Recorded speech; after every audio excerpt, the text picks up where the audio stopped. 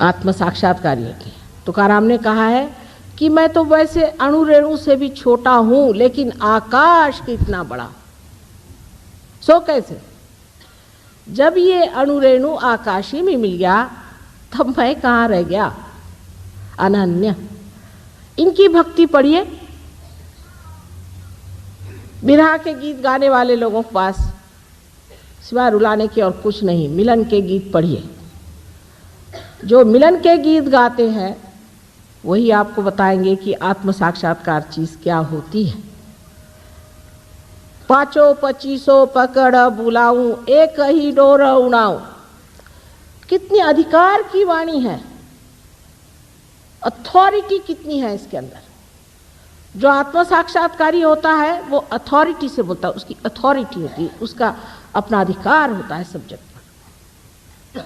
वो नहीं कि हाँ भाई कोई वो वोट लेने थोड़ी आता है आपसे, हाँ भाई तुम जो भी करो ठीक है, वो भी ठीक है, वो भी अच्छे हैं, वो भी भले हैं। नहीं, जो बुरा है सो बुरा है, जो अच्छा है सो अच्छा है। ये अधिकार की वाणी जहां आपको दिखाई दे, समझ लेना चाहिए कि आत्म साक्षात्कारी खड़ा हुआ है।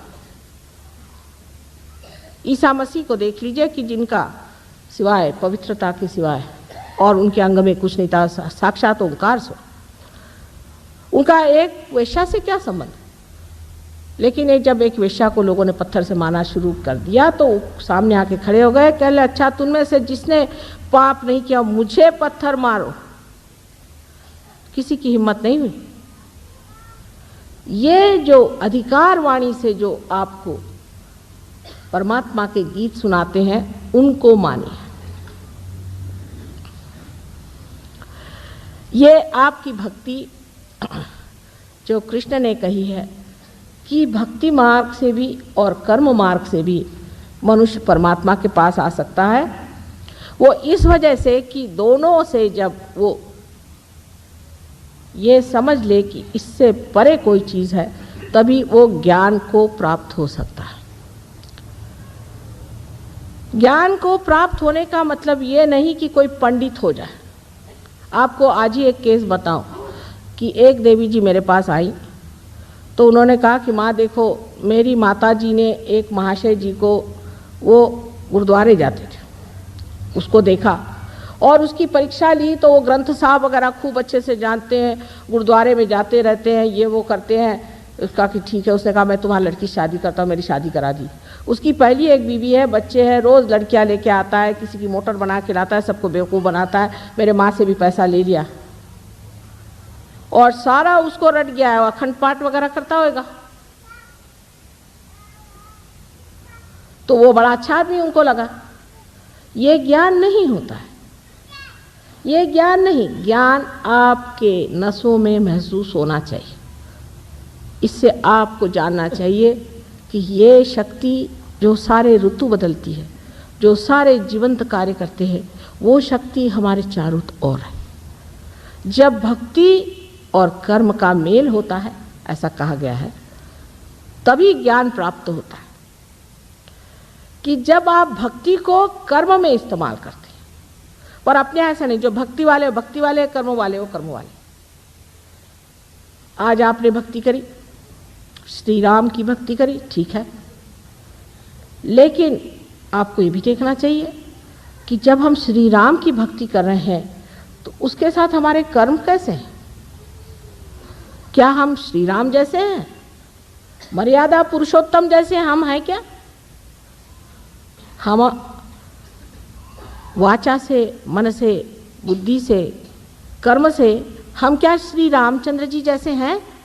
अगर नहीं हैं हम, तो हमारा मेल नहीं बैठा। अब सहयोग में दो नाड़ियाँ जो बताई गई, ईड़ा और पिंगला, इनका मेल जब सर में होता है तो इनसे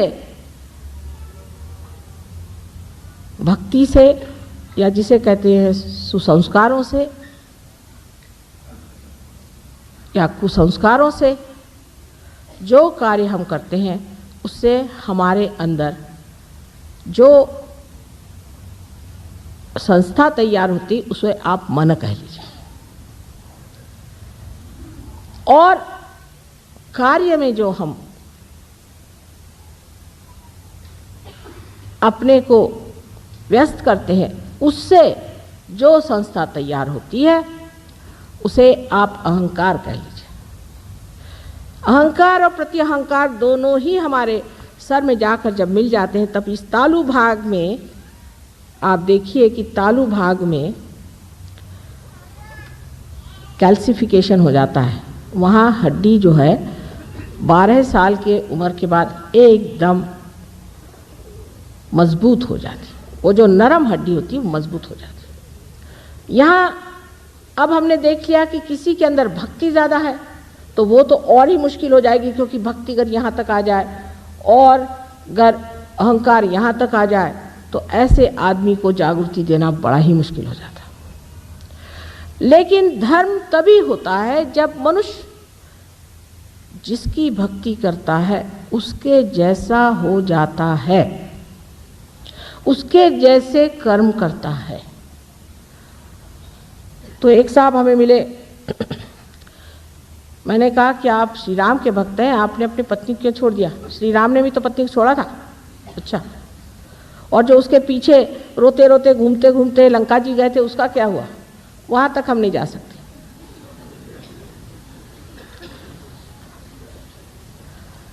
आपने 5 पत्नियां क्यों कर ली? श्री कृष्ण ने भी तो की थी, लेकिन वो तो योगेश्वर थे, उन पे तो कोई चीज़ छाती नहीं थी। तो हम तो उनको मानते हैं, तो हम तो इस मामले में उनको मानते हैं साहब, वो बात अच्छी करी उन्होंने, 5 बीवियां कर ली।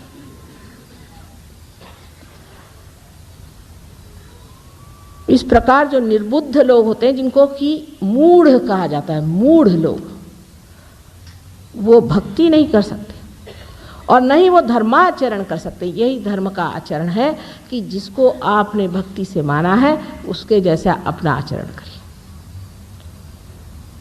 अब ज्ञानेश्वर जी जैसे आदमी, इनके के लिए कहती हूँ मैं कि साक्षात कोई ब्रह्मस्वरूप इतना पवित्र जीव संसार में आया और उन्होंने ध्यान की ही विधि बताई, समझ लीजिए, और उस पर उनके जो बड़े बड़े मंदिर बनाए वहाँ उनकी मूर्तियाँ खड़ी की है। उसके आगे हमारे यहाँ कहते दिंडी करना, दिंडी करना माने राम राम राम राम चले हुए। सब लोग आते हैं अपनी वो टोपी ओपी उतार के, गंजी पहन के, सबका चला है राम राम राम राम, हाथ में लेजिम लेकर। और मैंने कहा भाई हमको एक दिन के लिए हॉल दे दो, हम यहाँ ध्यान करना चाहते हैं। ध्यान व्यान यहाँ नहीं करने का, यहाँ सिर्फ आप दिंडी कर सकते हैं। मैंने कहा साहब वो जो बैठे हैं सामने ज्ञानेश्वर जी, उन्होंने कौन सी दिंडी की थी? कहले वो ज्ञानेश्वर जी थे, पर उन्होंने कहाँ लिखा है कि आप दिंडी करिए? उसे क्या मतलब है? हम लोग तो दिंडी ही करते। मैंने कहा अच्छा नमस्कार, अगर ये आज जीवित होते तो हम आपसे बताते कि आप क्या हैं। निरे मूर्ख हैं और महामूर्ख हैं।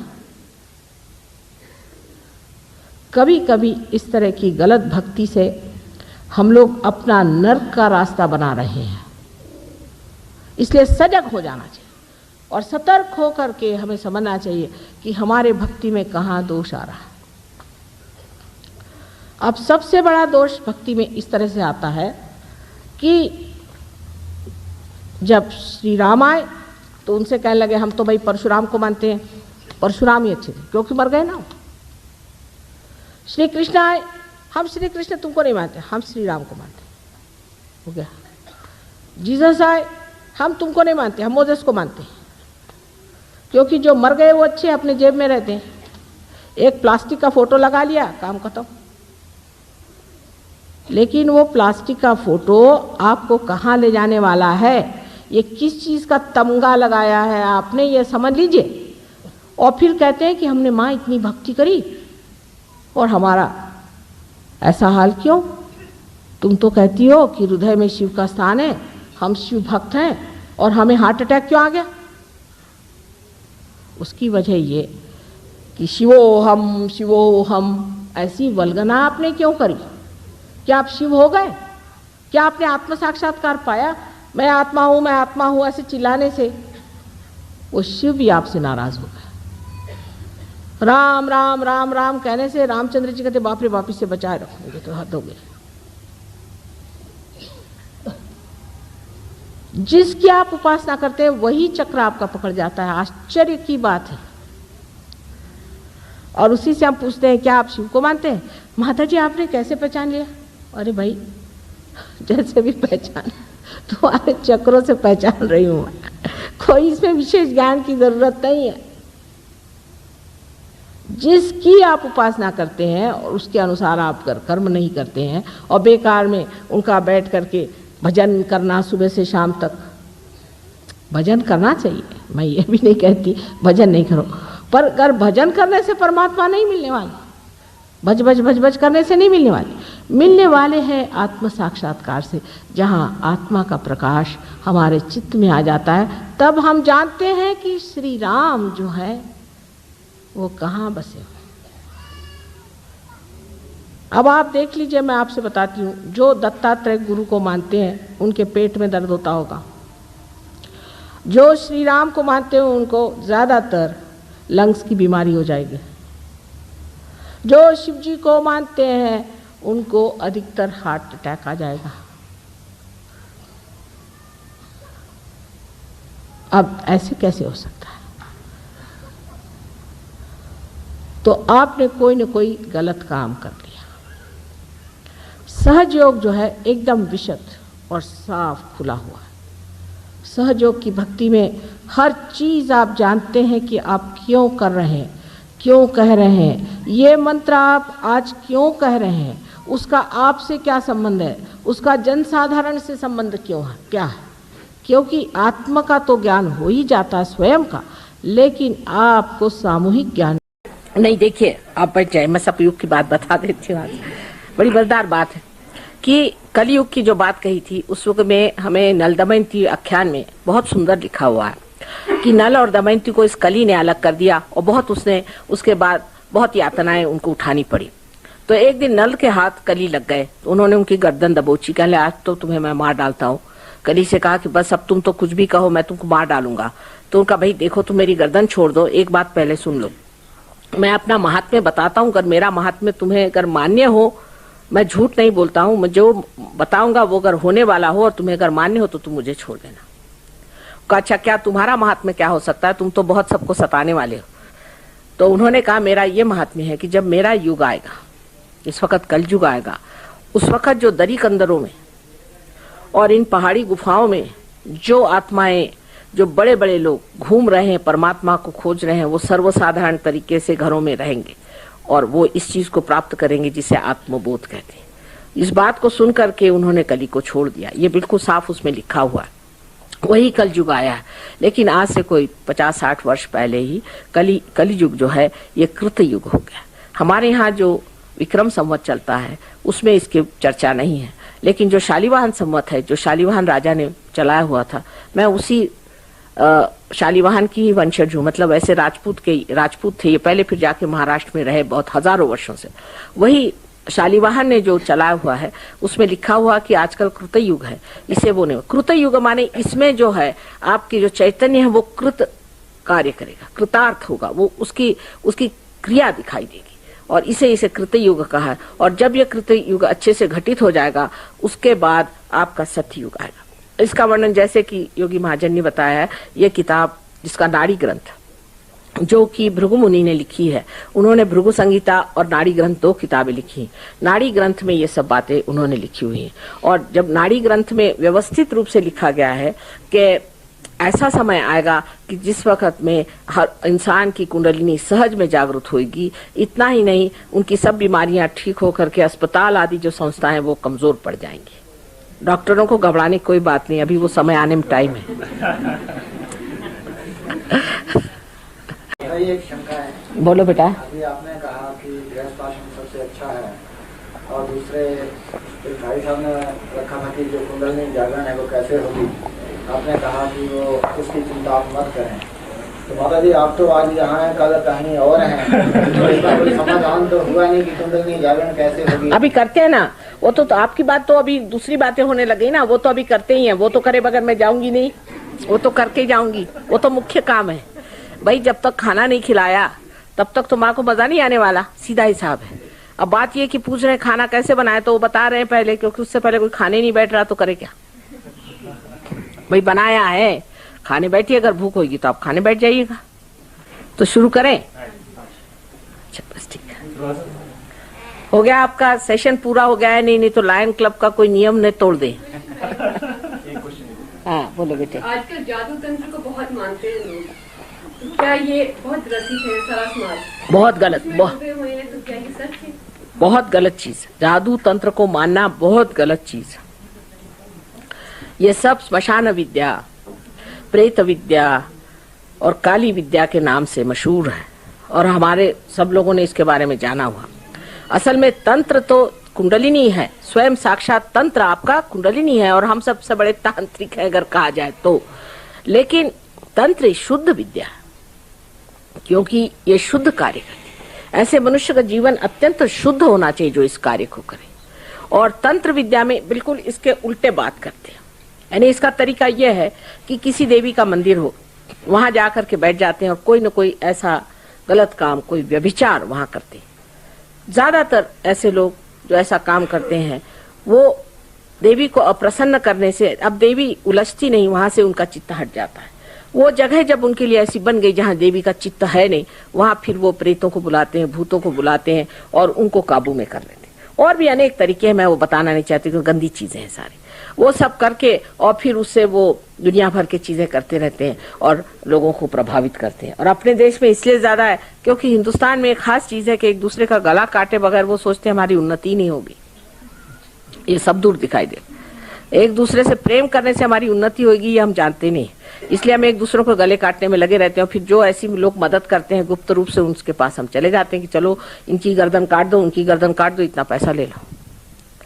तो ये जो गंदी विद्या है इसका एक ही इलाज है, पहले आत्मा को प्राप्त करिए। आत्मा को आप प्राप्त करिए, फिर आप समझ जाएंगे आपको कोई छू नहीं सकता। कोई गंदी विद्या आपको छू नहीं सकती, कोई आप पे हाथ नहीं लगा सकता। ऐसे अभी 2 आदमी आपसे बता रहे हैं जयपुर में हमें मिले जिन पे बड़ी गंदी विद्या का उपयोग हुआ था, बहुत बुरी तरह से, और दोनों के दोनों बिल्कुल स्वस्थ हो गए। और डॉक्टर नहीं समझ पा रहे थे, कोई नहीं समझ पा रहा था कि उनमें क्या, उनकी सांपत्तिक स्थिति भी एकदम खराब हो गई थी, शारीरिक स्थिति भी खराब हो गई थी और बिल्कुल मरगिल्ले स्थिति में थे। लेकिन वो एकदम उठ खड़े हो गए क्योंकि उनकी कुंडलिनी जागृत हो गई। इसका इलाज ही है। पर हम लोगों पे बड़ा ये है, तंत्र विद्या में हमारा बड़ा विश्वास है कि जो गंदी विद्याएं करते हैं, ऐसे आदमी कोई आ जाए तो पहुंच जाते हैं, औरतें खासकर। इस चक्कर में जब औरतें पहुंची तो हो गया सत्यानाश, उनके पति का भी होगा। अब पति से कुछ झगड़ा हो गया तो पहुंच गए उनके पास बताने, भाई पति से बढ़ के और कौन होता है। लेकिन उनसे जाके बताएंगे कि हमारे पति ने ये किया वो किया। अब वो ये तो नहीं करते कि पति को ठीक करे, लेकिन पति में कोई ना कोई भूत डाल देते हैं। जैसे एक बम्बई में लेडी है, उसके पति बहुत ज्यादा शराब पीते थे, तो वो तांत्रिक के पास गई, उनसे जाके कहने लगे मेरे पति शराब पीते, इनको ठीक कर दीजिए। उन्होंने थोड़े दिन के लिए ठीक कर दिया, लेकिन वो जुआ खेलने लगा। उसके बाद गई कि मेरा पति अब जुआ खेलने लगे, वो ठीक कर दीजिए। तो वो जुआ खेलना तो ठीक हो गया, अब वो भूत निकाल के दूसरा भूत उनके अंदर डाल दिया, तो वो औरतों को रखने लगे। तो अब वो गई कि उसने जाके बताया कि भाई देखो ये क्या तुम कर रही है, एक के बाद ये कर रही है। उसके बाद उसने देखा कि तीनों की तीनों काम वो करने लगे और वो स्वयं औरत पागल हो गई। जब तक उनको रुपया पैसा भरते रहिए तब तक ठीक है, और नहीं तो वो आपको पकड़ते हैं। पर उनकी भी उनको भी भगवान नहीं छोड़ते। ऐसे जो लोग तंत्र विद्या करते हैं इनके 7 जन्म 7 बच्चों तक पुश्तन पुष्ट 7 उनका नुकसान होता है। मैं आपको बताऊं, लंदन में एक साहब आए थे हमारे पास और वो डॉक्टर साहब थे हिंदुस्तानी, और वो कह रहे मुझे पता नहीं क्या आजकल चक्कर आते हैं, ग्लानि रहती है, डिप्रेशन रहता है। तो मैंने उनसे पूछा क्या आपके बाप दादों में कोई तंत्र विद्या करता था? कह रहे हाँ हमारे यहाँ 2 पुश्त में हुई थी, लेकिन हमारे 5 पुश्त में ऐसा ही चल रहा।